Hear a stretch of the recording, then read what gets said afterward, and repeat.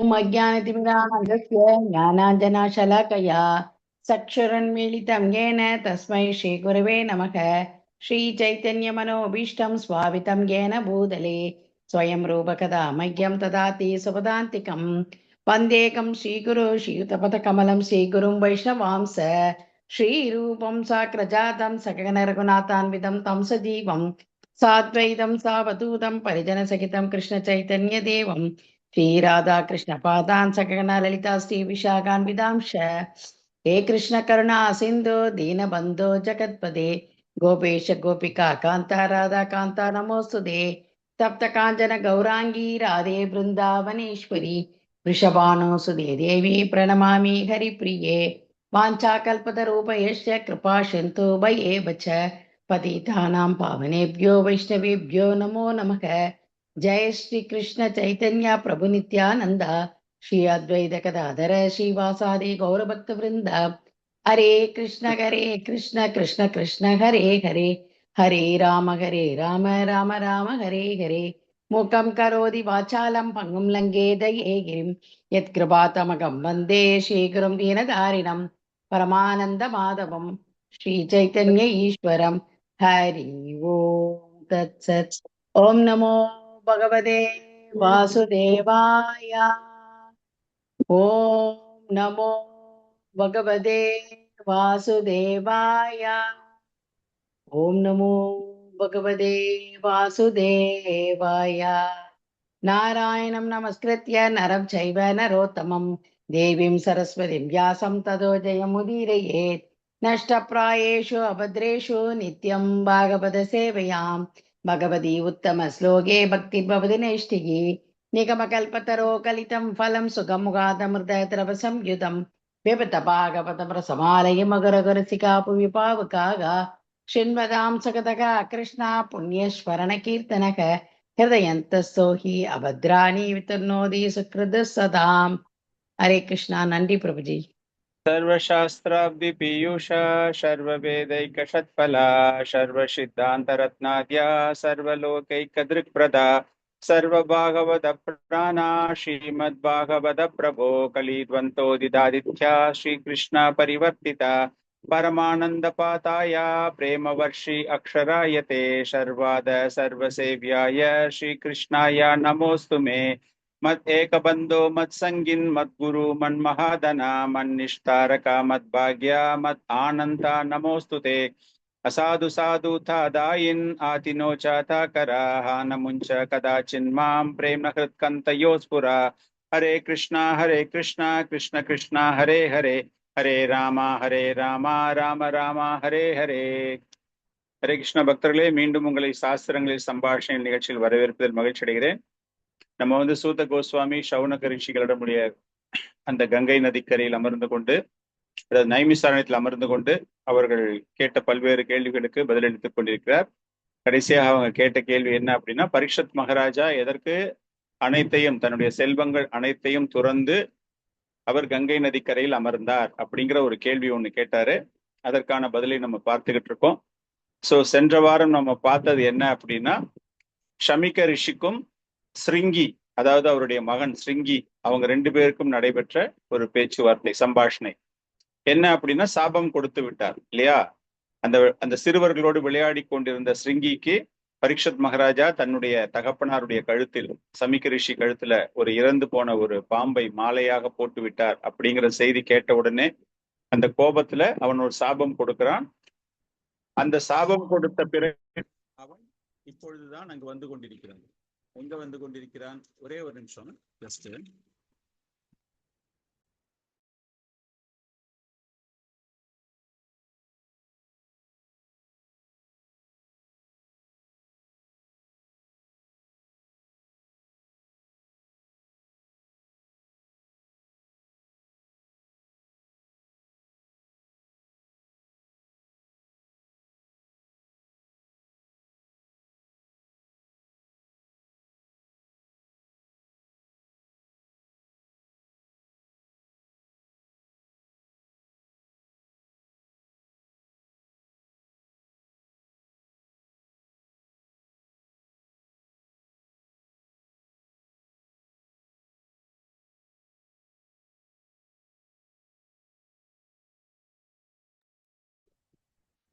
Sorry, ஒரு கால் நடுவில் வந்துச்சு. சோ அந்த சமிக்க ரிஷிக்கும் ஸ்ருங்கி முனிவுக்கும், அந்த முனிவர் 2 பேருக்கும் பேசிட்டு இருக்கும்போது, தன்னுடைய மகன், தகப்பனாரும் மகனும் பேசி கொண்டிருக்கும் போது ஸ்ருங்கி அப்பதான் வராரு. சாபம் கொடுத்த பிறகு அந்த ஆசிரமத்துக்கு வரார். அப்பதான் தன்னுடைய தகப்பனார், அதாவது சமிக்க ரிஷி தவத்தில் இருக்கிறார். தவத்தில் இருக்கும் பொழுது அவனுடைய அழுகை சத்தத்தை கேட்டு அவர் சமாதி நிலையிலிருந்து வரும்பொழுது என்ன நடந்தது அப்படிங்கிற விஷயம் தெரிந்த பிறகு தன்னுடைய மகன் செய்தது தவறு அப்படிங்கிற ஒரு கண்டிப்பு. சோ நீ ரொம்ப தப்பு பண்ணிட்ட அப்படின்னு அந்த தர்மம் எப்படி ஒரு ஒரு பிரம்மன் நிலையில் இருக்கின்றார் சமிக்க ரிஷி. அவர் தன்னுடைய மகன் செய்த தவறை உணர்ந்து பகவானிடம், இது எதிர்பாராமல் செய்த ஒரு தவறு அப்படிங்கிறதுக்காக பகவானிடம் மன்னிப்பு கேட்கிறார் அப்படிங்கிற வரைக்கும் நம்ம பார்த்தோம். இப்போ இதே நேரத்துல பரீட்சத் மகாராஜாவுடைய மனநிலை எப்படி இருக்கும்? ஏன்னா பரீட்சத் மகாராஜா என்ன பண்றாருன்னா, சாபம் கொடுத்த பிறகு, சாபம் கொடுக்கறதுலாம் அவருக்கு தெரியவே தெரியாது. அந்த பாம்பை கழுத்தில் போட்ட பிறகு அந்த கோபத்தில் அந்த சமிக்க ரிஷியுடைய ஆசிரமத்தில் இருந்து அவர் அந்த இடத்துல இருந்து வெளியேறுகிறார். வெளியேறி அவருடைய அரண்மனைக்கு சென்று கொண்டிருக்கிறார். இப்ப சூத கோஸ்வாமி இந்த நைமிஷாரண்ய ரிஷிகளுக்கு பரீட்சத் மகாராஜாவுடைய மனநிலை எப்படி இருந்தது, இப்போ இன்னும் ஒரு முடிவு எடுக்க போறார். இனிமே கொஞ்ச நேரத்துக்கு அப்புறமா நமக்கு தெரிய வரும். பல்வேறு ஸ்லோகங்களுக்கு பிறகு அவர் கங்கை நதி கரையை நோக்கி வரப்போறார் அப்படிங்கிறது நடக்க போகுது. பட் இந்த நேரத்துல பரீட்சத் மகாராஜாவுக்கு ஒண்ணுமே தெரியாது, அங்க என்ன நடந்தது ஏது ஒண்ணுமே தெரியாது. ஆனால் அவர் மனம் வருந்தி கொண்டு அவருடைய மனநிலை எப்படி இருந்தது அப்படிங்கிற ஒரு விஷயம் அவருக்கு இப்பொழுது விளக்கப்பட போகிறது. சோ சூத கோஸ்வாமி சாதுக்களுக்கு, நைமிஷாரண்யத்துல உள்ள சாதுக்களுக்கு அவர் அதனை விளக்குகிறார். இந்த ஸ்லோகம் அனுப்பியிருக்கேன்னு நினைக்கிறவங்களுக்கு பாருங்க. சூதௌவாச்ச மஹீபதிஸ்த்வ அதத்தத் கர்மகர்ஹ்யம் விசிந்தயான் ஆத்மக்ருதம் சுதுர்மனாஹ அஹோ மாயா நிஷம் அனர்யவத் கிருதம் நிரகாஷி பிரமன் பூத தேஜசி மஹீபதிஸ்த்வ அததத் கர்மகர்ஹ்யம் விசிந்தயன் ஆத்மக்ருதம் சுதுர்மனாஹ அஹோ மாயா நிச்சம் அனர்யவத் கிருதம் நிராகாஷி பிரமணி பூத தேஜசி. யாராவது படிக்கிறதுனா படிக்கலாம். ஹரே கிருஷ்ணா பிரபு. உதவாச மஹீபதிஸ்து அததத் கர்ம கர்ஹ்யம் விசிந்தயன் ஆத்மக்ருதம் சுதுர்மனாஹ அஹோ மாயா நிசம் அனார்யவத் கிருதம் நிராகணி பிரம்மணி கூட தேஜசி. ஹரே கிருஷ்ணா. हरे कृष्णा. सूत उवाच महीबधुस्व अदतत् कर्म कर्ह्यं विचिन्तयन् आत्मा कृतं सुधर्मणाः अहो मया नीसम् अनार्यवत् कृतं निरागसी ब्राह्मणी गूढ़ देजसी. हरे कृष्णा. थैंक यू प्रभु जी. ஹரே கிருஷ்ண. மஹீபதிஸ்த்வ அததத் கர்ம கர்ஹ்யம். சூத கோஸ்வாமி சொல்றார், தன்னுடைய அரண்மனைக்கு வந்த பிறகு பரீட்சத் மகாராஜா, நம்ம இந்த மாதிரி ஒரு பெரிய தவறு ஒண்ணு செய்து விட்டோமே, அதுவும் குறிப்பாக மிகவும் சக்தி வாய்ந்த ஒரு பிராமணர், நான் செய்த இந்த தவறு மன்னிக்கப்பட முடியாதது, கலாச்சாரமற்ற, அன்சிவிலைஸ்டு சொல்லுவோம் இல்லையா, கலாச்சாரமற்ற ஒரு தவறு. நான் அந்த மிகவும் ஆற்றல் மிகுந்த சக்தி வாய்ந்த ஒரு பிராமணனுக்கு நான் இது போன்ற ஒரு தவறை செய்திருக்கிறேனே அப்படின்னு நினைச்ச உடனேவே அவர் மனசு அந்த அளவுக்கு வேதனைப்பட ஆரம்பித்து விடுகிறது. வேதனைப்பட ஆரம்பிக்குது அப்படின்னா அந்த வேதனையில் அவர் நினைக்கிறார், என்னுடைய கர்வம், என்னுடைய அகந்தை, அது கொஞ்சம் கூட ஏற்றுக்கொள்ளப்பட முடியாத ஒரு அகந்தை, கர்வத்தின் மூலமாக நான் இந்த தவறை விளைவித்திருக்கிறேன் அப்படின்னு அந்த அளவுக்கு அவருக்கு ஒரு துக்கம், அவருக்கு அவ்வளவு ஒரு பதட்டம்னா, ஐயோ இந்த மாதிரி ஒரு தவறு நம்ம செய்து விட்டோமே அப்படின்ட்டு மனதளவில் அவர் துடித்து கொண்டிருக்கிறார். நம்ம இதுக்கு என்ன பிராயசித்தம், இதுக்கு என்ன மன்னிப்பு? நான் ஒரு சாதாரண மனிதனை விட கேவலமான ஒரு மனிதன் போல மன்னிக்கப்பட முடியாத ஒரு பெரிய குற்றத்தை நான் விளைவித்திருக்கிறேன். அதுவும் குறிப்பாக எப்படிப்பட்ட குற்றம் என்றால், எனக்கு எந்த குற்றமும் விளைவிக்காத அந்த பிராமணர் மீது நான் குற்றத்தை விளைவித்திருக்கிறேன். இப்ப நம்மளுக்கு ஏதாச்சும் ஒரு தவறு பண்ணாங்க அப்படின்னா அந்த கோபத்துல, அந்த ஒரு ஆத்திரத்துல பழிக்கு பழி அப்படின்னு சொல்றோம் இல்லையா, அந்த மாதிரி நம்ம பண்ணும் பொழுது ஏதாச்சும் ஒரு கோபம் வருது அப்படின்னு. ஆனால் இந்த இடத்துல பரீட்சத் மகாராஜா மனசுல அவர் என்ன நினைக்கிறாரு, நான் அவருக்கு ஒண்ணுமே பண்ணலையே, நான் எந்த தவறுமே நான் செய்யவே இல்லையே, அதாவது அவர் எனக்கு எந்த தவறுமே செய்யவில்லையே, அப்படி இருக்கும்போது நான் இது போன்ற ஒரு கீழ்த்தரமான செயலில் என்னை நான் அந்த லெவலுக்கு நான் என்னை நான் தாழ்மைப்படுத்தி கொண்டிருக்கிறேன். கீழ்த்தரமான ஒரு செயலில் நான் இறங்கி மிக உன்னதமான நிலையில் இருக்கக்கூடிய, அதுவும் குறிப்பாக ஒரு பிராமணர், ஒரு சாது, அவருடைய அறிவு ஆற்றல் எல்லாம் மறைந்திருக்கிறது, காண முடியவில்லை. அந்த மாதிரி ஒரு பவர்ஃபுல் பர்சன் நான் அவருக்கு இது போன்ற ஒரு தவறை செய்து விட்டேனே அப்படிங்கிற ஒரு வேதனை அவருடைய மனதை சூழ்ந்து கொண்டிருக்கிறது. அதனால ரொம்ப பெரிய ஒரு மன வருத்தத்தில் இருக்கிறாராம், தவறு நம்ம செய்து விட்டோமே அப்படின்னு. இதை எப்படி புரிந்து கொள்ள வேண்டும் அப்படின்னு பார்க்கும்போது ஆச்சாரியர்கள் ரொம்ப அற்புதமான விளக்கங்களை தருகிறார்கள். எப்படி அப்படின்னா, மிகவும் உன்னதமான நிலையில் எவன் ஒருவன் இருக்கின்றானோ, உன்னதமான நிலை அப்படின்னா இந்த சுத்த சத்துவ நிலையில் இருப்பவர்கள். இந்த இடத்துல பரீட்சித் மகாராஜா ஒரு தவறு ஒண்ணு விளைவித்திருக்கிறார் அப்படின்னா அவர் எப்படி சுத்த சத்துவாக்கு போவாரு அப்படிங்கிற மாதிரி உடனே நம்ம மனசுல ஒரு கேள்வி வரலாம். ஆனால் அவருடைய செயல்களை, அது எப்படிப்பட்ட செயல் அப்படின்னு பார்க்கும்போது இதயபூர்வமாக அந்த அளவுக்கு ஒரு உன்னதமான இதயத்தை வைத்திருப்பவர்கள், புனிதமான மகாத்மாக்களுக்கு இணையாக இருப்பவர்கள், அவங்களுக்கு சந்தோஷமோ துக்கமோ எந்த விதத்திலையும் வராது. வருத்தம் வருகிறது என்றால் அந்த தவறுக்காக வருகிறது. குறிப்பாக அவர்கள் யாருக்கு தவறு இழைத்திருந்தாலும் அந்த தவறை நினைத்து அவர்கள் வருந்துவார்களே தவிர அதற்காக அவர்கள் சந்தோஷப்பட மாட்டார்கள். சோ அந்த நிலையில பார்க்கும் பொழுது இவர்கள் இருவருமே, யார் இருவருமே, ஷமிக்க ரிஷி மற்றும் பரீட்சித் மகாராஜா இருவருமே அந்த தவறை நினைத்து வருந்துகிறார்கள். அவர்கள் மாயையில் கிடையாது. மாயை அப்படின்னால என்னது? பௌதிக குணங்களினுடைய ஒரு தாக்கம் இல்லையா? நீங்க ரஜோ குணமோ தமோ குணமோ சத்துவ குணமோ ஏதோ ஒரு தாக்கம், அந்த குணத்தினுடைய தாக்கம் உங்களுக்கு இருக்கும். ஃபார் எக்ஸாம்பிள், சமிக்க ரிஷி என் மேல பாம்பு போட்டுட்டு போயிட்டாரு அவரு, அப்பன்னா நான் என்னுடைய கௌரவம் என்ன ஆயிற்று? நான் ஒரு பிராமணன், அந்த சத்திரியனை காட்டிலும் நான் உயர்ந்த நிலையில் இருப்பவன், எனக்கு ஒரு அவமானமா அப்படின்னு அந்த ரஜோ குணத்துக்கு அவர் போயிருந்தாரு வச்சிருக்கோங்க. அப்ப அவருக்கு அந்த குணத்தினுடைய தாக்கம் இருந்திருக்கும். அதே போல இந்த மன்னர் பரீட்சித் மகாராஜா அந்த நேரத்துல ஒரு கோபம் வந்ததே தவிர இப்பொழுது அதை நினைத்து அவர் வருந்துகிறார். அப்படிங்கும்போது அவர் அதற்கான காரணம் இஸ் நாட் ஜஸ்டிஃபைங், நான் பண்ணினது கரெக்ட் தான் அப்படின்னு அவர் கொஞ்சம் கூட நினைக்கவே இல்லை, உண்மையாகவே வருந்துகிறார். அதுதான் இந்த இருவருமே, ஷமிக்க ரிஷி பிளஸ் பரீட்சித் மகாராஜா இருவருமே அந்த பௌதீக தாக்கங்கள், அந்த குணங்களுக்கு அப்பாற்பட்ட நிலையில், அந்த மாயையினால் தாக்கப்படாத நிலையில் அவர்கள் இருக்கிறார்கள். மகாராஜாவிற்கு கோபமே வரவில்லை, அவர் மீது தவறு, என் மீதுதான் தவறு, அந்த சாதுவின் மீது தவறு இல்லை அப்படிங்கிற ஒரு மனப்பக்குவம் அவருக்கு. அதே போல அவருக்கு, அந்த சாதுவிற்கு என்னுடைய மகன் அவசரப்பட்டுட்டானே அப்படின்னு அவர் மனம் வேதனை அடைகிறது. இப்போ இதுல இருந்து நம்ம என்ன தெரிந்து கொள்கிறோம் அப்படின்னா, பரீட்சித் மகாராஜா பிளஸ் தட் பிராமணர் தானே அவர் ஷமிக்க ரிஷி, இவர் சத்திரியர், அவர் பிராமணர் இல்லையா? அந்த பிராமணருக்கு இந்த மாதிரி ஒரு குணங்கள் அப்படி வருது அப்படின்னா it is not a big deal. அதுல அவருக்கு இருக்க வேண்டிய குணங்கள் தான். ஆனால் ஆச்சாரியர்கள் எழுதும் போது இந்த பரீட்சித் மகாராஜா இது போன்ற ஒரு எண்ணம் அவருடைய மனதில் தோன்றும் போதே அவருக்கு ஞானமும் வைராகியமும் அந்த இரண்டுமே அவருடைய குணங்களோடு கலந்திருக்கிறது. இதுதான் பக்திக்கு மிகவும் முக்கியமான ஒரு அம்சம் அப்படின்னு ஆச்சாரியர்கள் எழுதுறாங்க.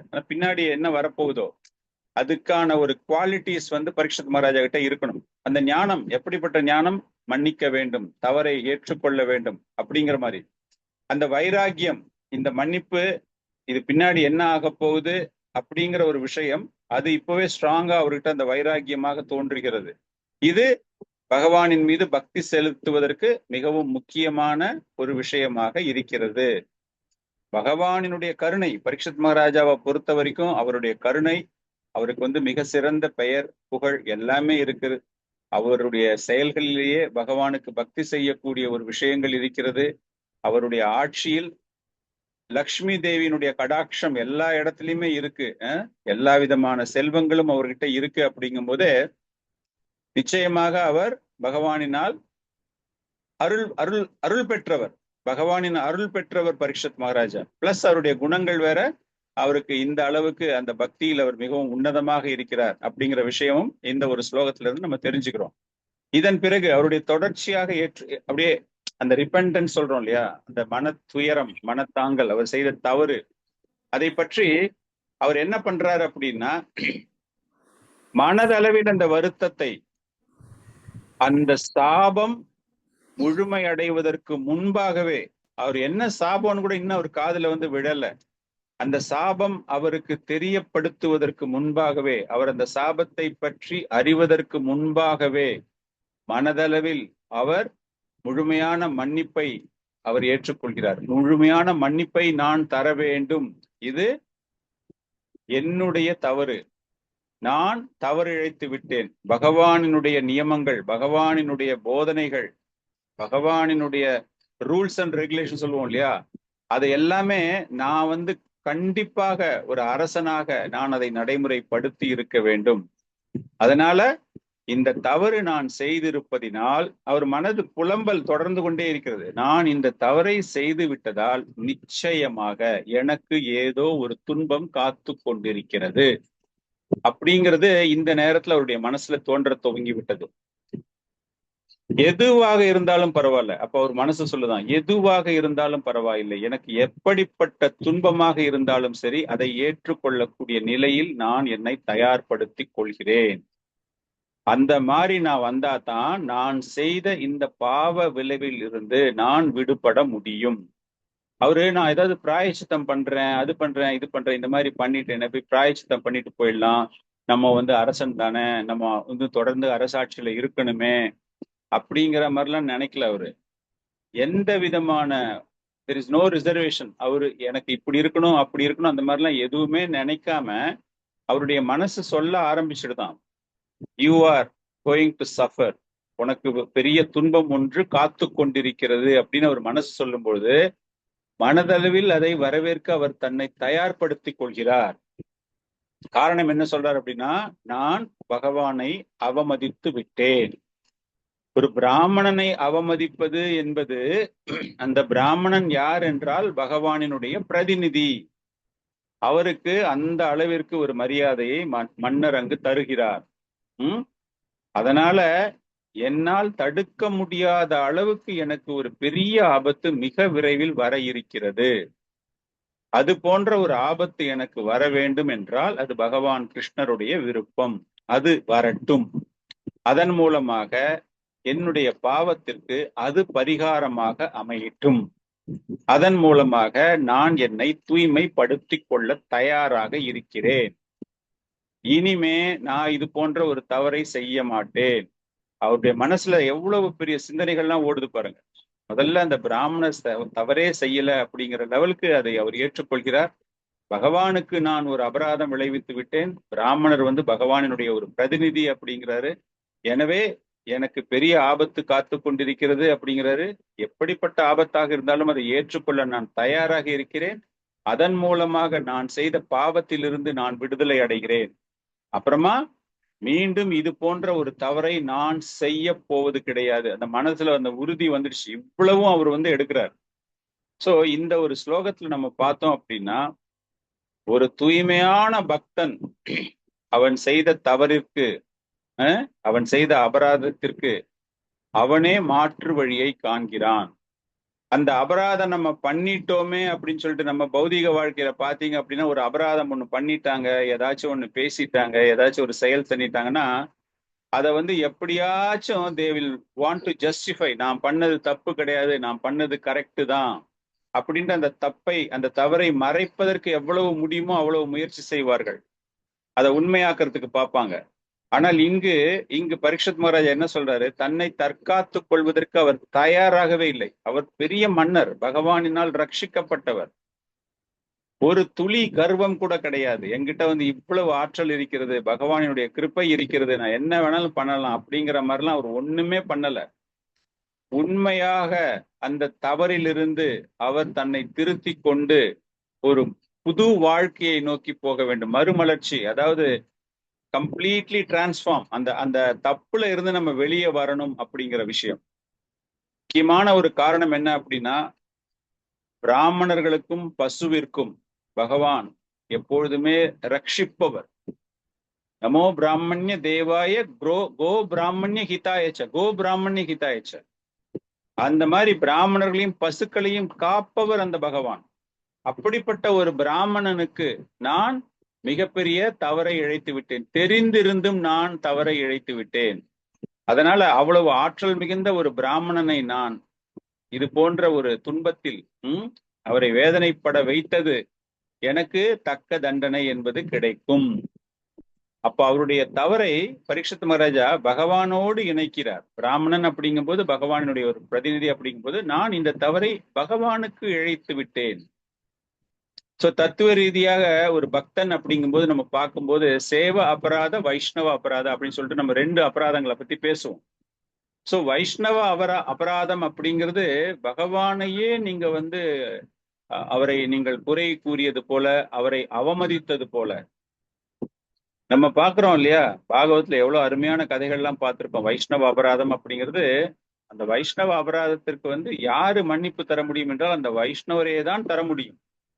வேற யாராலையுமே நீங்க செய்த அந்த அபராதத்துக்கு மாற்று வழி கூறவே முடியாது. ஓகே, நீ தப்பு பண்ணிட்டியாப்பா, போனா போகுது, நீ போய் பகவான் ஆல்டர்ல உட்காந்துக்கு 16 ரவுண்டுக்கு பதிலாக 32 ரவுண்டு நீ சாண்ட் பண்ண, உனக்கு எல்லா அபராதம் போயிடும் யாராச்சும் சொன்னாங்கன்னா அபராதம் போகாது.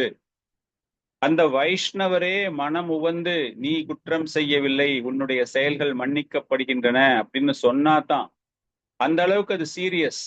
வைஷ்ணவ அபராதம், சேவா அபராதம் அப்படிங்கிற விஷயம்லாம் இந்த இடத்துல அந்த உறவு பகவானோடு உள்ள ஒரு உறவு. பிராமணர்கள் அப்படின்னாலே பகவான் அப்படிங்கும் போது பரீட்சித் மகாராஜா நினைச்சது என்ன அப்படின்னா, நான் பகவானுக்கு தவறு இழைத்து விட்டேன். சோ இந்த ஒரு ஸ்லோகம் ரொம்ப அற்புதமான ஒரு பிலசாபிக்கலி ஆச்சாரியார்ஸ் are giving so many what do you say, இதுக்கான ஒரு ரியலைசேஷன். இந்த ஸ்லோகத்தை எப்படி புரிந்து கொள்ள வேண்டும், சும்மா பாக்குறதுக்கு ஒரு கதை மாதிரி நம்மளுக்கு எல்லாமே தெரியும். போனாரு, பாம்பை தூக்கி போட்டாரு, வந்துட்டாரு, இப்ப மனசு வருத்தப்படுறாரு. இல்லை, அந்த மன வருத்தத்துல உள்ள அத்தனை ஆழமான தத்துவங்கள் நம்ம எல்லாம் பக்தர்களாக மாற வேண்டும் அப்படின்னு எவ்வளவோ முயற்சி செய்து கொண்டிருக்கிறோம் இல்லையா? முழுமையான பக்தர்களாக, தூய்மையான வைஷ்ணவர்களாக மாற வேண்டும் அப்படின்னு இதெல்லாம் ஒரு மிகப்பெரிய பாடம். இந்த ஒரு ஸ்லோகம் பரீட்சித் மகாராஜாவுடைய ரியலைசேஷன் எல்லாமே ரொம்ப பெரிய காரணம். என்ன அப்படின்னா, உண்மையாகவே ஒரு பக்தன் அப்படின்னா அந்த பக்தனுடைய குணம் எப்படி இருக்குன்னா, அறம் மற்றும் ஆன்மீக விதிகள் மீது நம்பிக்கை இருக்க வேண்டும். மொராலிட்டி, ஸ்பிரிச்சுவல் வேல்யூஸ், அதுல நம்பிக்கை இருக்கணும். நம்ம ஏதாச்சும் தப்பு பண்ணா நிச்சயமாக அதற்கான ஒரு ரியாக்ஷன், எதிர் விளைவு நிச்சயமா நமக்கு கிடைக்கும். நம்ம அவ்வளவு எளிதாக அதிலிருந்து தப்பிச்சுக்கலாம் அப்படின்னு நினைக்கவே கூடாது. என்ன தவறு செய்தாலும் சரி, அறத்தின் மூலமாகவோ அல்லது ஆன்மீக விதிகள். அறம் என்றால் என்ன? மொராலிட்டின்னா அந்த தர்மத்தை கடைபிடிக்க வேண்டும். அதுல நம்ம ஏதாச்சும் ஒரு சில தவறுகள் செய்தோம் அப்படின்னா அதற்கான ரியாக்ஷன் நிச்சயமா கிடைக்கும். அதே போல நம்ம செய்யறது நுட்பமான ஒரு பாவம், ரொம்ப சின்ன பாவம் தான் நான் பண்ணியிருக்கேன். ஒரு உத்தம நிலைக்கு செல்லக்கூடிய ஒரு பக்தர்களுக்கு சின்ன தவறு கூட மிகப்பெரிய தவறாகத்தான் பார்க்க வேண்டும். நான் பண்ண தவறால அவருக்கு ஒண்ணுமே ஆகல, அவருக்கு உயிர் போகல, அவருக்கு கை கால் உடைஞ்சு போகல, அவருக்கு ஒண்ணுமே ஆகல, நான் ஏதோ அப்படி பண்ணேன் அவ்வளவுதான், அதனால எனக்கு ஒண்ணுமே தவறு கிடையாது, நான் அதுக்காக எதுக்கு அவர்கிட்ட போய் மன்னிப்பு கேட்கணும், நான் அதுக்காக எதுக்கு பிராயச்சித்தம் பண்ணணும் அப்படின்னு நினைக்கவே கூடாது. ஒரு உத்தம நிலையில் இருக்கக்கூடிய ஒரு பக்தர்கள், ஒரு பக்தன் அப்படிங்கும் போதே ஏதாச்சும் ஒரு சின்னூண்டு தவறு, நுட்பமான பாவம், நுட்பமான தவறு, சின், மிஸ்டேக் இல்லை, இந்த இடத்துல சின், பாவம், நுட்பமான பாவம், அந்த பாவம் செய்யும் பொழுது அதை உணரக்கூடிய திறன், அதை எப்படி உணர வேண்டும் என்றால், இது மிகப்பெரிய தவறு, நான் இழைத்து விட்டேன், அந்த தவறை நான் எப்படி திருத்திக் கொள்வது, அதற்கு எனக்கு என்ன பிராயச்சித்தம், திரும்ப திரும்ப அந்த தவறு செய்யக்கூடாது, அது வேற விஷயம். ஆனால் நம்ம எந்த அளவிற்கு, இது எதை காட்டுகிறது என்றால், அந்த மாயையிலிருந்து நீங்கள் விலகுகிறீர்கள். மாயையிலிருந்து, அதாவது நம்மளுக்கு ஒரு வியாதி ஒண்ணு வரப்போகுது, கோவிட் ஒண்ணு இருக்கு, வைரஸ் ஒண்ணு ஓடிக்கிட்டு இருக்கு அப்படிங்கும்போது நம்ம உடனே என்ன பண்ணோம், இம்யூனிட்டி பூஸ்டர்ஸ் அப்படின்னு சொல்லிட்டு அதை தற்காத்து கொள்வதற்காக. இந்த இடத்துல பரீட்சித் மகாராஜா ஒரு பெரிய அரசன், அர்ஜுனனுடைய அந்த உறவு, யுதிஷ்ட மகாராஜாவினுடைய சந்ததி அப்படின்னு பார்த்து அதிலிருந்து விலக்கு பெறுவதற்கு அவர் என்ன வேணாலும் பண்ணிருக்கலாம், தற்காத்து கொண்டிருக்கலாம். ஆனால் அவர் இதுல பகவான் கிருஷ்ணர் கண்டிப்பா காப்பாத்தி இருக்க முடியும், வேற மாதிரி கூட பண்ணியிருக்க முடியும். ஆனால் அவர் அதற்கெல்லாமே எந்த முடிவும் பகவான் கிட்ட கூட போய் அவர் கேட்கவே இல்லை. பகவானே நான் பண்ணது பெரிய தப்பு, என்னை மன்னித்து விடு, அதுக்கு பதிலா அப்படின்னு ஏதாச்சும் கேட்டிருக்கலாம் அவரு. ஒரு ஸ்டெப்ஸ் கூட அதை பத்தி அவர் எடுக்கவே இல்லை. ஹோல் ஹார்ட்டட்லி ஹி அக்செப்டட், முழுமையான மனத்திறனோடு. காரணம் என்ன அப்படின்னா, இந்த நேரத்துல அவருக்கு 7 தினங்களில் மரணம் ஏற்பட போகுது. சிங்கி சாபம் கொடுத்திருக்கிறான். அந்த தக்ஷகன் பாம்பு தீண்டப்பட்டு எரிந்து போக போகிறான். அப்படிங்கறதெல்லாம் ஒண்ணுமே தெரியாது அவருக்கு. ஆனாலும் கூட அவருடைய மனநிலை எப்படி இருந்தது என்றால், இவ்வளவு பெரிய நான் தவறு செய்து விட்டேனே. அவருடைய அந்த அந்த புலம்பல் தொடர்ந்து கொண்டே இருக்கிறது. நான் பிராமண கலாச்சாரத்தை முழுமையாக மறந்து விட்டேன். பிராமண கலாச்சாரம் அப்படிங்கிறது வெறும் பிராமணர்களுக்கு மட்டும் கிடையாது, அரசனுக்கும் உண்டு. பகவானின் சிந்தனை, பசுவை பாதுகாப்பது, பிராமணர்களை பாதுகாப்பது அப்படிங்கிற சிந்தனை சத்திரியர்களுக்கு அதிகமாக தேவைப்படுகிறது. பிராமணர்கள் ஜஸ்ட் போதிப்பார்கள், அவ்வளவுதான். இதெல்லாம் நீ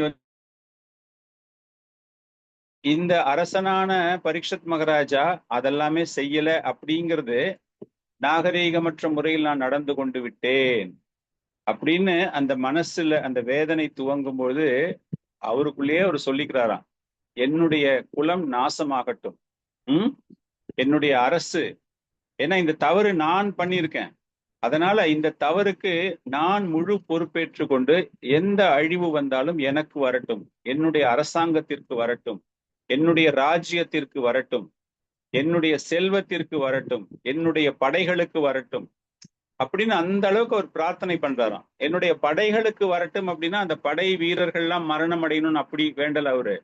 ஒரு அரசனுக்கு எது ரொம்ப ரொம்ப முக்கியம்? படை வீரர்கள், அந்த யுத்தத்தில் பங்கேற்பதற்கான படை ஆயுதங்கள் இல்லையா? நிறைய ஆயுதங்கள் இருந்தாதான் அதை யூஸ் பண்ணுவாங்க, நாட்டை காப்பாற்றுவார்கள்.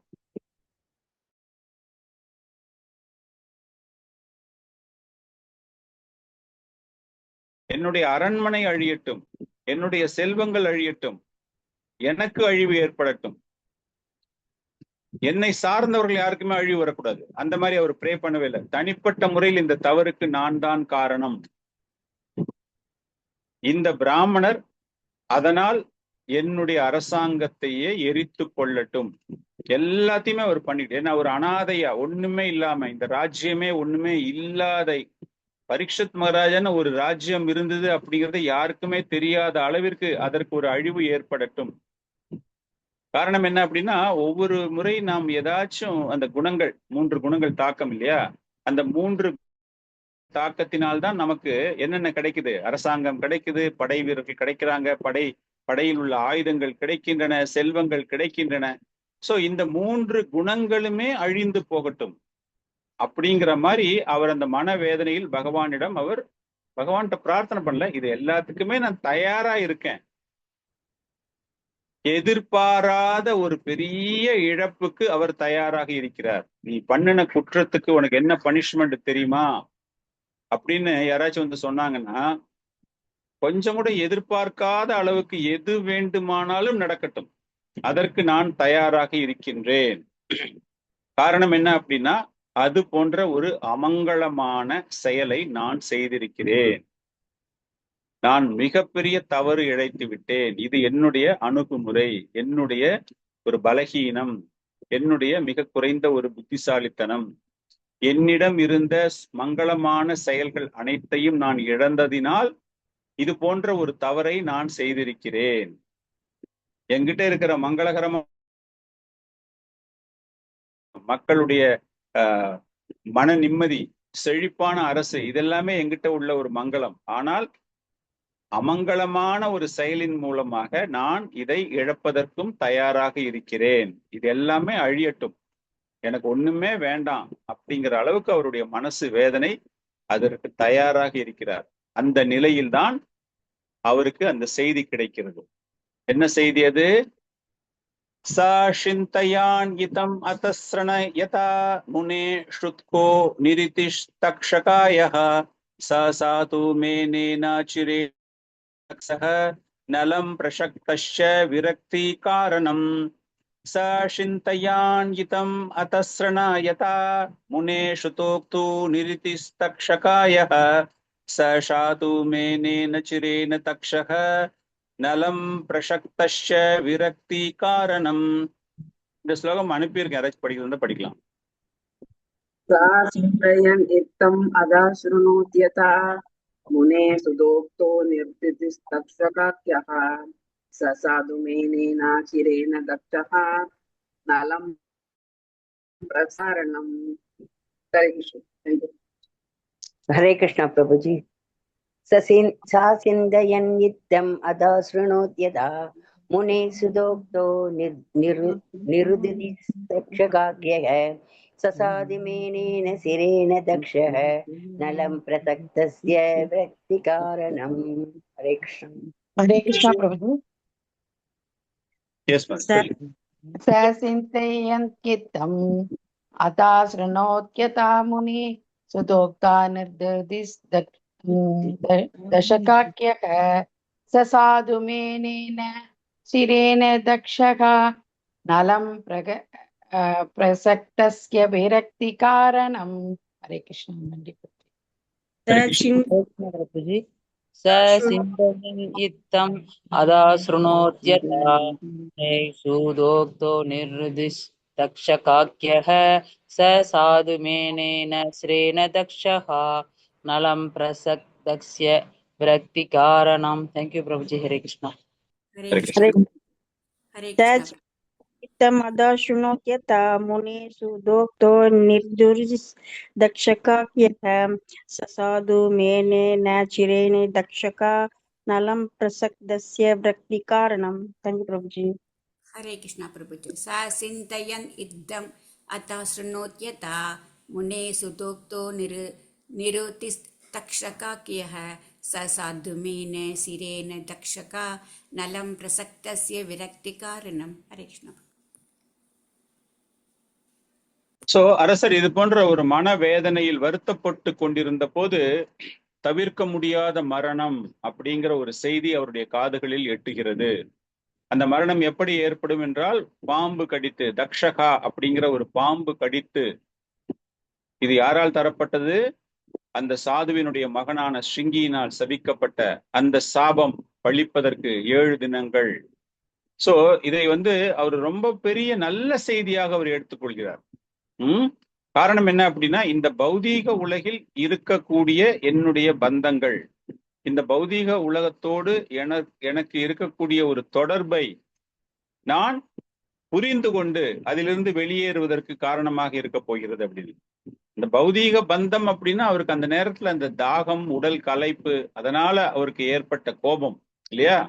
சோ அந்த பௌதீக பந்தங்கள், அந்த பௌதீக தொடர்பிற்காக எது அவருக்கு பாதிப்பை கொடுத்ததோ அதை எல்லாமே அவர் துறக்க தயாராகி இருக்கிறார்.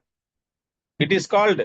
அதனால எனக்கு ஒரு பெரிய பாதிப்பு வரக்கூடாது அப்படிங்கிறத ஏற்றுக்கொள்ளக்கூடிய ஒரு மனப்பக்குவம் அவருக்கு ஏற்படுகிறது. சோ தக்ஷகா அப்படிங்கிற ஒரு பாம்பினால் உங்களுக்கு மரணம் ஏற்பட போகிறது அப்படின்னு சமிக்க ரிஷியினுடைய ஒரு சீடன், கௌரமுகா அப்படிங்கிற ஒரு சீடன் கொடுக்கின்றான். அவன் சும்மா நியூஸை மாத்திரம் கொடுத்துட்டு போல. இந்த ஒரு ஸ்லோகத்துல என்ன ஒரு முக்கியத்துவம் என்றால், இங்க ஆச்சாரியர்கள் ஒரு 2-3 விஷ்ணா சக்கரவர்த்தி தாக்கூர் ரொம்ப அழகா எழுதுறார். கௌரமுகா அப்படிங்கிற சமிக்க ரிஷியினுடைய ஒரு சீடன் இந்த செய்தியை அவருக்கு கொடுக்கும் பொழுது அவன் கூறுகிறானாம், சமிக்க ரிஷி இந்த செய்தியை ரொம்ப மனப்பூர்வமா ஏற்றுக்கொள்ளவில்லை. தன்னுடைய மகன் கொடுத்த இந்த சாபத்திற்காக அவர் மிகவும் மனம் வருந்துகிறார்.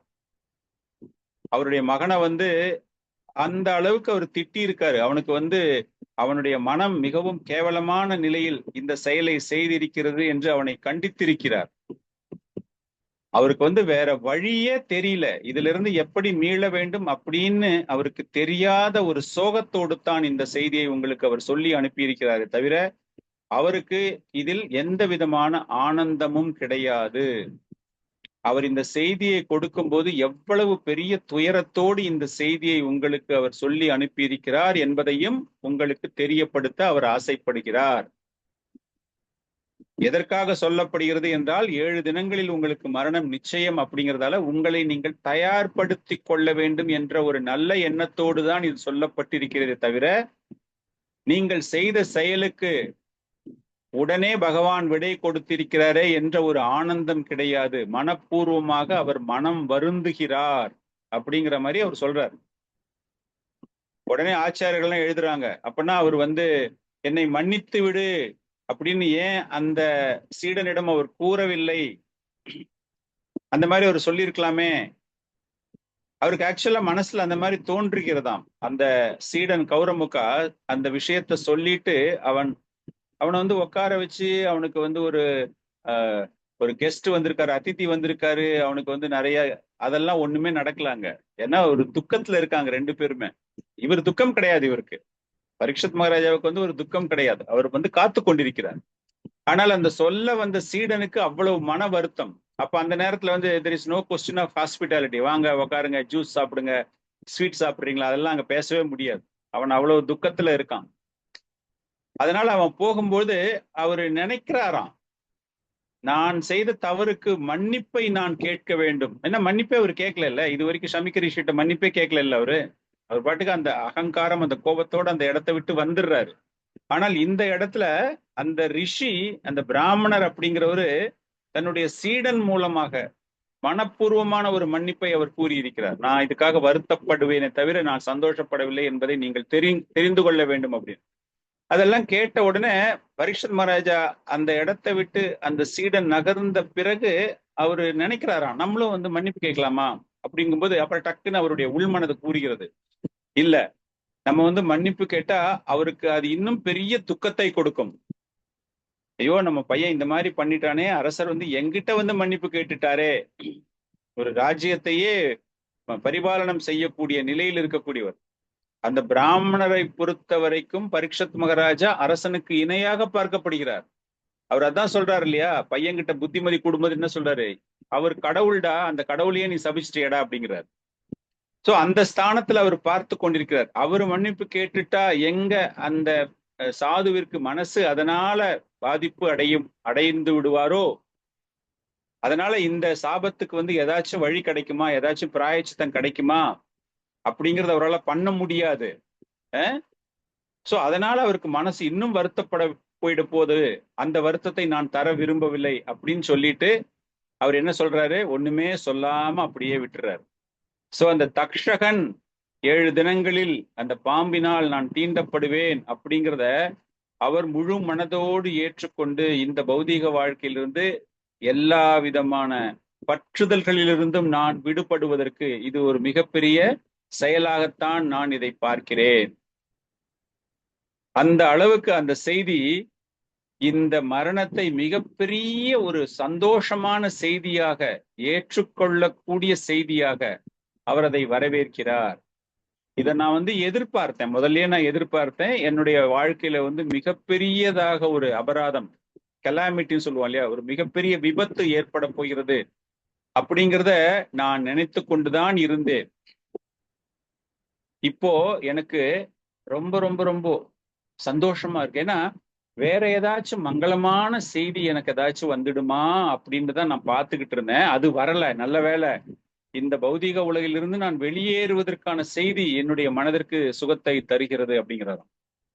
ஒருவேளை எங்க அந்த ரிஷிகள் எல்லாம் அவங்களுடைய ஆற்றல் பகவான்கிட்ட சொல்லி இந்த மாதிரி பாவம் தப்பு பண்ணிட்டாரு, அவரை நாங்க மன்னிச்சிட்டோம், அவருக்கு ஒண்ணும் இல்லை, சரி பண்ணியாச்சு அப்படின்னு ஒரு சந்தோஷமான செய்தி ஏதாச்சும் வந்துட போகுதே, அதை காட்டிலும் இந்த மரணம் என்பது எனக்கு மிகுந்த சந்தோஷத்தை தருகிறது. காரணம், அந்த 7 தினங்களில் அவர் மரணம் அடைய போகிறார். 7 தினங்களை அவர் வீணாக்க கூடாது.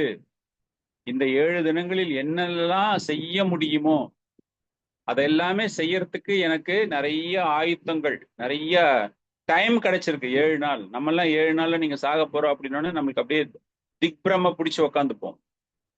எந்தெந்த டாக்டரை எந்தெந்த ஊர்ல யாரு ஸ்பெஷலிஸ்ட் அவங்கள போய் பார்க்க முடியுமா, உயிரை எப்படியாச்சும் தக்க வைத்துக் கொள்ள முடியுமா அப்படிங்கறதெல்லாம் அவர்கிட்ட ஒண்ணுமே நினைக்கவே இல்லை. அந்த தக்ஷகன் நெருப்பாக அழிக்க போகிறார், சாபம் கொடுக்கப்பட்டது.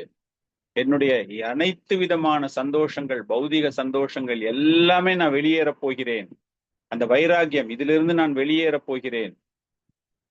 என்னுடைய பற்றுதல் அப்படியே மாறி போய் பகவானுடைய பற்றுதலாக மாறப்போகிறது.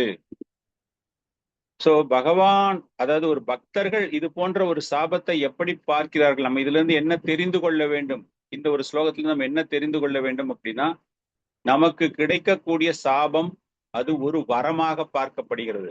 நிறைய கதைகள் நம்ம அதே மாதிரி பார்த்திருப்போம். பாகவத்துல வந்து நிறைய நாரத முனியுடைய சாபம் எப்படி இருந்தது, அகத்திய முனிவர் இந்திரதிமனுக்கு கொடுத்த சாபம் எப்படி இருந்தது, எல்லாமே என்ன ஆயிடுது பின்னாடி அவங்களுக்கு மிகப்பெரிய ஒரு பொக்கிஷமாக பகவானையே தரிசிக்க கூடியதாக மாறி விடுகிறது இல்லையா. நலகுபேரனுக்கு இந்திரதிம்ன மகாராஜாவுக்கு எல்லாமே கிடைத்தது சாபம்.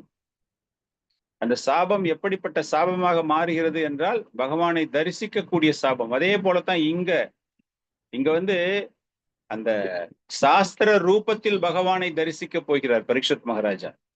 பாகவதம் வந்து இப்ப அவருக்காக பகவான் அந்த அவதாரம் எடுக்க போகிறார். சோ உண்மையாகவே மனித வாழ்க்கையினுடைய லட்சியம் என்னவென்றால் விரக்தி ஏற்பட்டு பகவானினுடைய நித்திய தாமத்திற்கு சென்றடைய வேண்டும் என்பதுதான் இந்த ஜீவராசியினுடைய இலக்கு, லட்சியம். பர்பஸ் ஆஃப் ஹியூமன் லைஃப் அப்படின்னா என்னது அப்படின்னா, சோ இதுல இருந்து நம்ம தெரிந்து கொள்ள வேண்டிய ஒரு மிகப்பெரிய விஷயம், ஒரு கர்மிகளுக்கும் பௌதிகவாதிகளுக்கும் கம்ப்ளீட்லி டிஃப்ரெண்டா தான் அவங்க திங்க் பண்ணி பார்ப்பாங்க. ஆனால் நமக்கு சாது மேனேன்னா பக்தர்கள் அந்த துன்பத்தை எப்படி பார்க்கிறார்கள். அது வந்து குழந்தைத்தனமா இருக்கும், குழந்தை கொடுத்ததா இருக்கும், சரியற்றதாக இருக்கும். பிரபுபாதர் எழுதும்போது எழுதுறாரு, it is a childish improper curse அப்படிங்கிறார். ஆனால் இட் இஸ் a blessing. அது வந்து அவருக்கு ஒரு மிகப்பெரிய வரப்பிரசாதமாக இருக்கிறது. பிரம்மதேவனுடைய பிரார்த்தனைகள் ரொம்ப அருமையான ஒரு பிரார்த்தனை. 10th canto 14th chapter verse number 8. Brahmadevan என்ன அதை பற்றி பேசுகிறார் என்றால், அவருக்கு வந்தது இல்லையா பிரம்ம விமோக லீலை. சோ அந்த நேரத்துல அவர் அந்த பிரார்த்தனை பாடும்போது, தத்தே அனுகம்பம் சு சமிக்ஷமனோ புஞ்சன ஏவாத்மா கிருத்தம் விபாகம் கிருத்வாக் வப்ருபீர் விததான் நமஸ்தே ஜீவேத யோ முக்தி பாதே ஷதாயபா ஜீவேத யோ முக்தி பாதே சதாயபா. உன்னுடைய கருணைக்காக அனைவரும் காத்து கொண்டிருக்கிறார்கள். உன்னுடைய கருணை எப்பொழுது எங்கள் மீது வளரும்? நாங்கள் எவ்வளவு தவறுகள் செய்தாலும் அதனுடைய விளைவுகளை நாங்கள் பொறுமையாக, நாங்கள் செய்த எண்ணற்ற கர்ம செயல்கள் இல்லையா, இதுக்கு முன்னாடி செய்த தவறுகள், அது எல்லாமே உன்னுடைய இதயங்களில் எங்களுக்கு பணிவான வணக்கங்கள், உன்னுடைய கமலபாதங்களுக்கு எங்களுடைய பணிவான வணக்கங்களை செலுத்தி எங்களுடைய இதயத்தில் உங்களை ஏற்றுக்கொள்வதன் மூலமாக நாங்கள் செய்த தவறுக்கு பிராயச்சித்தமாக, அந்த பரிகாரமாக எங்களுக்கு எப்பொழுது அப்படின்னு நாங்கெல்லாம் காத்துக்கிட்டு இருக்கோம். அப்படின்னா ஒரு உண்மையான ஒரு பக்தன் அப்படின்னு பார்க்கும்போது பகவானினுடைய கருணைக்காக காத்து கொண்டிருக்கிறோம். ஸ்ரீதர சுவாமி அவர்கள் எழுதும்போது என்ன சொல்றாருன்னா, சட்டப்பூர்வமாக ஒரு மகன் தன்னுடைய தகப்பனாரின் சொத்து வருவதற்காக எப்படி காத்து கொண்டிருக்கிறானோ, பரம்பரை சொத்து வரணும் அப்படின்னா சட்டப்பூர்வமாக என்னுடைய மகன் இல்லையா, அந்த மரணத்திற்கு பிறகு அந்த சொத்துக்கு உரிமையாளனாக அவன் மாறுகிறான் இல்லையா. அது போல கிருஷ்ண உணர்வில் எவன் ஒருவன் தொடர்ந்து கொடுக்கப்பட்ட நியமங்களை கடைபிடித்து பக்தி யோகத்தினுடைய கொள்கைகளை ஏற்றுக்கொண்டு அவன் தன்னை தயார் நிலையில் வைத்துக் கொண்டிருக்கிறானோ, அவன் நிச்சயமாக பகவானுடைய கிருபையை, கருணையை பெறுவதற்கு தகுந்தவனாகிறான், அனைத்து விதமான தகுதிகளையும் பெற்றவனாகிறான். இந்த இடத்துல பரீட்சத் மகாராஜாவுக்கு அந்த மாதிரி ஒரு கிரேட் டெத் இஸ் கம்மிங் அப்படிங்கும்போது அந்த டெத் எப்படி குளோரிஃபை பண்றாரு அவரு. இந்த மரணம் அப்படிங்கும்போது அதை அந்த அளவுக்கு மிகச் சிறப்பான ஒரு நிலையில் அதை மாற்றி, அந்த 7 தினங்கள்ல மாற்றி பகவானுடைய நித்திய தாமத்திற்கு, பகவானுடைய ராஜ்யத்திற்கு செல்வதற்கு தன்னை தயார்படுத்திக் கொள்கிறார். சுசமிக்ஷ்மனா அப்படின்னா பகவானுடைய கிருப்பை, கருணை எப்படி கிடைக்கும், எப்போது கிடைக்கும், நான் எவ்வளவு துன்பப்பட்டாலும் பரவாயில்லை, எனக்கு எப்பொழுது கிடைக்கும் என்று பொறுமையாக காத்து கொண்டிருக்க வேண்டும். எவ்வளவு பாவங்கள் செய்திருந்தாலும் அந்த பக்தியில இருக்கிறவங்களுக்கு அந்த மாதிரி ஒரு துன்பம் ஒண்ணு ஏற்படுது அப்படின்னா இது பகவானினுடைய திருவிளையாடு, ஒரு விளையாட்டு லீலை. நான் காத்து கொண்டிருக்கிறேன். அதனாலதான் பகவத்கீதையில் சொல்றாரு பகவான், என்னோடு முழுமையாக சரணடைந்து விடு, சர்வ தர்மான் பரித்தச்ச, எல்லாத்துல இருந்தும் நான் உன்னை மீட்டெடுக்கிறேன் அப்படிங்கிறார். அந்த மாதிரி ஒரு பக்தனானவன் முழுமையாக காத்து கொண்டிருக்கிறான். இதே பக்தர் அல்லாதவர்களுக்கு வேற மாதிரி. அந்த பக்தர் அல்லாதவர்களுக்கு என்ன வந்துரும், பயம் வந்துரும் இல்லையா, யாரை குறை சொல்லலாம், எப்படி தப்பிக்கலாம், நம்ம செஞ்ச தவறுக்கு என்ன பிராயச்சித்தம் பண்ணலாம், எந்த ஜோசியக்காரனை போய் பார்க்கலாம், கொலையே பண்ணிட்டு அந்த கொலையில இருந்து எப்படி தப்பிக்கலான்ட்டு தான் அவங்க அவ்வளோ பிளான் போடுவாங்க. பிராயஷ்டம் எப்படி பண்ணலாம், திரும்பவும் எப்படி வந்து நான் மகிழ்ச்சியாக இருப்பது. நிறைய பாத்தீங்கன்னா இன்னைக்கு அரசியல்வாதிகள்லாம் இந்த மாதிரி தான் அவ்வளவு பெரிய குற்றங்கள் செய்திருப்பாங்க. அதை பத்தி கொஞ்சம் கூட கவலைப்படாம திரும்ப வாழ்க்கையை எப்படி நாம் சந்தோஷமாக இருக்க வேண்டும். ஆனால் இங்கு பரீட்சித் மகாராஜா சாது மேனே மீன்ஸ் இது எனக்கு மிகவும் மிகவும் மிகவும் பிடித்ததாக இருக்கிறது. It is really good for me. என்னுடைய நலனுக்காக இது நடைபெற்று கொண்டிருக்கிறது. என்னுடைய இந்த பந்தம், என்னுடைய பற்று தக்ஷக அனலம் பிரசக்தே விரக்தி காரணம். அந்த பாம்பு கடிக்கும் போது அந்த உண்மையான ஒரு சந்தோஷம் அப்படிங்கிறது என்னது? உண்மையான சந்தோஷம் அப்படிங்கிறது அந்த பிறப்பு இறப்பு சுழற்சியிலிருந்து நாம் நம்மை மீட்டு கொண்டு பகவானுடைய நித்திய தாமத்திற்கு செல்வதுதான். வேற எதுவுமே அட்ஜஸ்ட்மெண்ட் இல்லை. சொர்க்கத்துக்கு போகணும், பிரம்மலோகத்துக்கு போகணும், அதெல்லாம் ஆசையே கிடையாது. கம்ப்ளீட்டா அந்த விரக்தி காரணம், அதன் மூலமாக எந்த பற்றுதலும் இன்றி. பரீட்சித் மகாராஜா 7 நாள் அப்படிங்கும்போது இந்த தக்ஷகன் அப்படிங்கும்போது விஷ்ணு சக்கரத்தை எழுதுறாரு, விரக்திக்கு காரணம் தக்ஷகன். விரக்தி அப்படின்னாலும் தக்ஷகன் பாம்பு.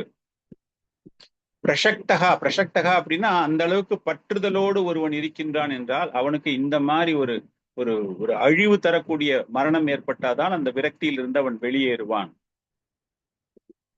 நம்ம என்ன பண்றோம்? பௌதிக வாழ்க்கை, அரசியல் வாழ்க்கை, எனக்கு அந்த அதிகாரம் இருக்கு, இந்த அதிகாரம் இருக்கு, எனக்கு வந்து சமுதாயத்துல பெரிய அந்தஸ்து இருக்கிறது, குடும்பம் இருக்கிறது, செல்வம் இருக்கிறது அப்படின்னு நம்ம அது மேல எக்கச்சக்கமான ஒரு பிரியத்தை வைத்து கொண்டிருப்பதால், ஆனால் பக்தர்களுக்கு இது போன்ற ஒரு ஆசை என்பது கிடையாது.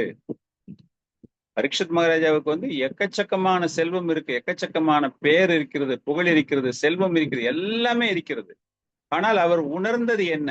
நான் எப்பொழுதுமே பகவானுடைய நித்திய தாசன். அதனால பகவான் அந்த நெருப்பாக உன்னுடைய குடும்பம் அழியும் அப்படிங்கிறார் இல்லையா? தக்ஷகனுடைய அந்த விஷத்தினால், தக்ஷகன் பாம்பின் கடியினால் நெருப்பு எப்படி அந்த கட்டையை எரிக்கிறதோ அது போல உன்னுடைய குலம் எரிய வேண்டும். குலங்கரா அந்த ஸ்லோகத்துல சொல்லும்போது சொல்றாரு அவர், உன்னுடைய குலம் அழிய வேண்டும். பிரபுபாதருடைய எழுதுறாரு, பிராமண குலம்தான் அழிகிறதே தவிர பரீட்சத்துடைய குலம் அழியாது அப்படின்னு அவர் அங்க பொருளுரை எழுதுறாரு. சோ அந்த தக்ஷகன் அப்படிங்கும்போது எதை இங்கு எரிக்கிறான்? நெருப்பாக எதை எரிக்கிறான் என்றால் நம்முடைய பற்றுதல்களை எரிக்கின்றான். வானப்பிரஸ்தா, அடுத்தது என்ன? சந்நியாசா இல்லையா? அந்த வர்ணாசிரமத்துல பாத்தீங்கன்னா லாஸ்ட் 2 பார்ட்ஸ் வந்து வர்ணாசிரமத்துல வானப்பிரஸ்தா, சந்நியாசா. நம்ம எப்ப வானப்பிரஸ்தா எப்ப சந்நியாசம் அப்படின்னா, சந்நியாசம் யாரும் எடுக்கிறதில்ல. அட்லீஸ்ட் இந்த வானப்பிரஸ்தா அப்படிங்கும்போது ரொம்ப வயசாயிட்டு என்னால எதுவுமே செய்ய முடியாது, உடம்புல பலம் கிடையாது, தெம்பு கிடையாது, அந்த நேரத்துல நான் கடவுளை பத்தி நினைக்கிறேன் அப்படிங்கிறது, அந்த விரக்தி காரணம் அப்படிங்கிறது அந்த நேரத்துல வருது. ஆனால் இங்க பரீட்சித் மகாராஜாவிற்கு அவர் நல்ல ஆரோக்கியமாக இருக்கும் பொழுது, சோ பிரபுபாதர் தான் எழுதுறாரு, ஒருவன் ஜீவராசியாக இந்த உடல் இருக்கும் பொழுது அவன் தன்னுடைய மரணத்திற்காக தன்னை தயார்படுத்தி கொள்ள வேண்டும். ரொம்ப பெரிய பாயிண்ட் அது. நம்ம வந்து பிறந்துட்டோம் அப்படின்னாலே அது மரணத்திற்கு ஈக்குவல். எப்படி நம்மை நாம் தயார்படுத்தி கொள்ள வேண்டும்? வர்ணாசிரம தர்மம் என்றாலே சனாதன தர்மம். வர்ணாசிரமத்துல இருந்து கொண்டு நாம் சனாதனத்தை பார்க்கும் பொழுது நாம் அதை மிகவும் சிறப்பாக அதை கடைபிடிக்க வேண்டும் அப்படிங்கிற ஒரு விஷயம். சோ இந்த மாதிரி அந்த செய்தியை கேட்டு பரீட்சித் மகாராஜா தன்னை தயார்படுத்தி கொண்டு மன சந்தோஷம், மனவிரக்தி இல்ல, அந்த தவறுக்காக ஒரு மன்னிப்பு, இப்ப சந்தோஷம், எனக்கு வந்து 7 நாள்ல மரணம் ஆக போகுது அப்படின்னு சொல்லிட்டு சூத கோஸ்வாமி இப்ப சொல்றாரு எப்படி அவர் இந்த இடத்திலிருந்து கங்கை நதியை நோக்கி செல்கிறார் அப்படின்னு. அதோ விஹாயமாம் அமும் ச லோகம் விமர்ஷிதவு ஹேயதா புரஷ்டதா கிருஷ்ணாங்கிரீஷேவம் அதிமன்யமானா உபாவிஷித் பிரயம் அமர்த்திய நத்யம்.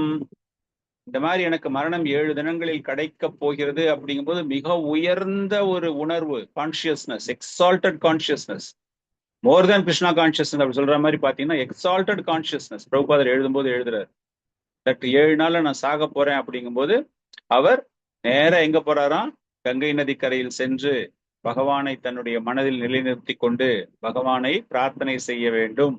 இகலோகா பரலோகா. அவர் வந்து நினைச்சிருந்தார்னா நான் பெரிய உயர்ந்த கோள்களுக்கோ ஸ்வர்கலோகத்திற்கோ அந்த மாதிரி எங்க வேணாலும் போலாம், எனக்கு வந்து என்னுடைய மரணத்திற்கு பிறகு சந்தோஷம் தரக்கூடிய எந்த விதமான லோகத்திற்கும் அவரால் சென்றிருக்க முடியும். ஆனால் இரண்டையுமே அவர் நிராகரிக்கிறார். உண்மையான துறவு என்றால் என்ன அப்படின்னா, எனக்கு இந்த உலக சந்தோஷங்கள் வேண்டாம், லௌகீக சந்தோஷங்கள் வேண்டாம், பௌதிக சந்தோஷங்கள் வேண்டாம். பாகவதம் என்பதுதான் மிகப்பெரிய, நான் எதையாச்சும் துறக்கிறேன் அப்படின்னா மிக உயர்ந்த சுவை எனக்கு கிடைக்க வேண்டும் என்றால் அந்த பாகவதம். சோ எனக்கு எதுவுமே வேண்டாம், பகவானை பற்றி மட்டும் நான் தெரிந்து கொள்கிறோம். சோ அதனாலதான் பக்தி பகவான் சொல்லும்போது, அர்ஜுனனுக்கு சொல்லும்போது என்ன சொல்றாரு அப்படின்னா, கர்மத்தையும் ஞானத்தையும் காட்டிலும் பக்தி சிறந்தது அப்படின்னு சொல்றாரு. அது சொல்வதற்கான காரணம் இந்த இடத்துல நீங்க பாத்தீங்கன்னா, அந்த மாதிரி ஒரு பக்தி இந்த பரீட்சித் மகாராஜா மனசுல இருக்கிறதால தான் அந்த கங்கை நதிக்கரையில் இருக்கும்பொழுது அவர் வேறு எதற்காகவும் ஆசைப்படாமல், பொதுவா மக்கள் என்ன பேசுவாங்க, தர்ம அர்த்த காம மோக்ஷம் அப்படிம்பாங்க இல்லையா, மோட்சத்தை கூட இங்கு பரீட்சித் மகாராஜா ஏற்கவில்லை, எதிர்பார்க்கவில்லை. கிருஷ்ணாகிரி சேவா, பகவானினுடைய தாமரை பாதங்களுக்கு நான் சேவகம் செய்ய தயாராக இருக்கிறேன். சவை பும்சாம் பரோ தர்மம் பாகவத்துல சொல்லுது இல்லையா, எந்த விதமான எதிர்பார்ப்பும் இல்லாமல். அது போன்ற மிக உயர்ந்த ஒரு சுவைக்காக பரீட்சித் மகாராஜா, அவ்வளவு செல்வத்தில் இருப்பவன், அவ்வளவு புகழில் இருப்பவன், ஒரு என்ன சொல்றது, ஒரு மன வருத்தம், அதனால எல்லாத்தையும் துறந்துட்டு போனான் அப்படிங்கிற மாதிரி கிடையாது. அவன் செய்த தவறுக்கு இது போன்ற ஒரு தண்டனை கிடைத்திருக்கிறது என்றால் அவன் மிக பெரிய உண்மையை உணர்ந்திருக்கிறான். பரம் திருஷ்டுவா நிவர்த்ததே, மிகப்பெரிய சுவை ஒன்று அவனுக்கு கிடைத்திருக்கிறது. இந்த சாதாரண சின்ன சின்ன ஆசைகள்லாம் என்னுடைய மனசுல அதுதான் நிச்சயம் அப்படின்னு இல்லாம மிக உயர்ந்த ஒரு சுவைக்காக அப்படிங்கிறதால அவர் அந்த விஷயத்தை, அந்த மரணம் என்பது தன்னை முழுமைப்படுத்திக் கொள்வதற்காக, தன்னை தூய்மைப்படுத்திக் கொள்வதற்காக அதை மனப்பூர்வமாக அவன் ஏற்றுக்கொள்கிறான். சோ பரீட்சத்தை இந்த மரணத்தை எப்படி பார்த்தான் அப்படின்னா, அவனுடைய வாழ்க்கையினுடைய மிச்சம், வாழ்க்கையினுடைய லட்சியம் என்ன, இலக்கு என்ன, பர்பஸ் என்ன அப்படின்னு பார்க்கும்போது இந்த டெத் அப்படிங்கிற செய்தி அதனுடைய லாஸ்ட் போர்ஷனா தான் பார்க்கிறார். கிருஷ்ண கதையை கேட்பதற்கு எனக்கு ஒரு அற்புதமான வாய்ப்பு கிடைத்திருக்கிறது, என்னை நான் பூரணப்படுத்திக் கொள்வதற்கு எனக்கு ஒரு வாய்ப்பு கிடைத்திருக்கிறது. அதனால அவருக்கு கிடைத்த சாபம் அப்படிங்கிறது வரப்பிரசாதமாக, பகவானுடைய கருணையாக, பகவானுடைய கிருபையாக. காரணம் இதுக்கப்புறமா என்ன நடக்க போகுது, இதுக்கப்புறமா தான் பாகவதம். சோ இந்த சாதுக்கள் கேட்ட கேள்விக்கான பதிலை அவர் இங்கு கூறுகிறார். என்ன கேள்வி கேட்டாங்க, எந்த ஒரு சூழ்நிலையில் அனைத்தையும் துறந்து பரீட்சித் மகாராஜா கங்கை நதிக்கரையில் சென்று அமர்கிறார் அப்படின்னு. இதுக்கப்புறம் இன்னும் 2-3 ஸ்லோகம் இருக்கு. அவர் கங்கை நதிக்கு போன உடனே அந்த இடத்துல எல்லா சாதுக்கள், தேவர்கள் எல்லாரும் அங்க வர ஆரம்பிச்சிடுறாங்க. அவங்களுக்கு எல்லாமே தெரியும் 7 டேஸ்ல இவர் மரணம் அடைய போகுது அப்படிங்கும்போது அவுட் ஆஃப் கியூரியாசிட்டி என்ன பண்ண போறாரு அப்படிங்கிறதுக்காக எல்லாரும் அங்க வராங்க, எல்லாரும் காத்துக்கிட்டு இருக்காங்க. எல்லாரும் காத்துக்கிட்டு இருக்கும்போது அவர் அந்த இடத்துல நின்று கொண்டிருக்கிறார், உட்காருகிறார் அப்படிங்கிற மாதிரி கிடையாது. அவர் அந்த இடத்துல நின்று கொண்டிருக்கிறார். நின்று கொண்டு அப்ப அவங்களை கேட்கிறார், நான் இப்ப என்ன பண்ணணும் அப்படிங்கிற அந்த கேள்வியை கேட்கிறார். எனக்கு 7 தினங்களில் மரணம் ஏற்பட போகிறது அப்படின்னு அந்த கேள்வியை கேட்கும்போது அந்த நேரத்துலதான் சுகதேவ கோஸ்வாமி அந்த இடத்துக்கு வரப்போறாரு அப்படிங்கிற ஒரு விஷயம். சோ நம்மளுடைய கேள்விக்கான ஒரு பதில் என்ன அப்படின்னா, ஏன் அங்கு சென்று அமர்கிறார் அப்படிங்கிற ஒரு விஷயம் இந்த இடத்துல பதில் தரப்பட்டிருக்கிறது. அடுத்த கேள்வி அவங்க கேட்க போறாங்க. என்ன கேள்வி கேட்க போறாங்க அப்படின்னா, இப்ப சுகதேவ கோஸ்வாமி அங்க வரப்போறாரு இல்லையா, அந்த சுகதேவ கோஸ்வாமியை அந்த பிரஜைகள், ஹஸ்தினாபுர பிரஜைகள் அவரை எப்படி ஏற்றுக்கொண்டார்கள், காரணம் என்ன அப்படின்னா அவரு காடுகளில் அலைந்து திரிந்து கொண்டிருந்தவர், அவரை அவர்கள் எப்படி ஏற்றுக்கொண்டார்கள், பார்ப்பதற்கு ஒரு பைத்தியக்கார மாதிரி முட்டாள் மாதிரி இருக்கானே பார்க்கறதுக்கு, அவரை இவர்கள் எப்படி ஏற்றுக்கொண்டார்கள் அப்படிங்கிற ஒரு கேள்வி. சோ நம்ம கடைசியா பார்த்தது பரீட்சித் மகாராஜா தன்னுடைய ராஜ்யத்தை துறந்து கங்கை நதிக்கரையில் அமர்ந்ததற்கான காரணம் அது சொல்லியாச்சு. அந்த கேள்விக்கான பதில் நம்ம புரிந்து கொண்டு விட்டோம்.